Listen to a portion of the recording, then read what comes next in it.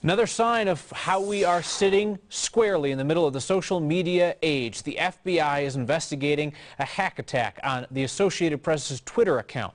A group calling itself the Syrian Electronic Army says it got into the account and sent out the bogus tweet that about 2 million people following the Associated Press saw it, claimed that there had been explosions at the White House and the president was injured. As those 140 characters spiraled all across the web, the stock market went through the floor. It dropped 143 points in minutes. $136 billion worth of value vanished just like that. There's nothing complicated about how the hackers did it. 9 News reporter Kevin Torres spoke to a cybersecurity expert. Well, Kyle, this all has to do with a phishing scam, and cybersecurity experts say that all of us who use the internet have dealt with one at least once in our lifetime. They could be as simple as hovering over a link, thinking you're going to go to Facebook, but instead you are dealt with another link. The moment you click on that, hackers can easily get all of your information. So when this happened to the AP earlier, the White House immediately, within minutes afterwards, let people know that the president was fine and no bombs went off inside the White House. That said, all the damage was already done.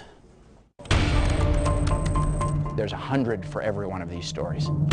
Some stories have a bigger impact than others. This does because it had a direct impact on the White House and on the markets. Depending on their outcome, they could send shockwaves across the internet and into our homes. No doubt, I would think that within the next year or two we will see something so major that everybody's breath is caught. John Sileo, a social media privacy expert, says what happened today is huge. It changes the direction of the stock exchange, of oil prices, of gold. That, to me, is a massively significant development.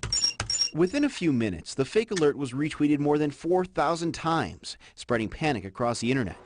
Those words were read by a high-frequency trading stock market processor, following algorithms which automatically hit sell button after sell button within a microsecond of reading the nerve-wracking tweets. One of the real issues there is the high-frequency trading. These are algorithms that go out and trade based on headlines.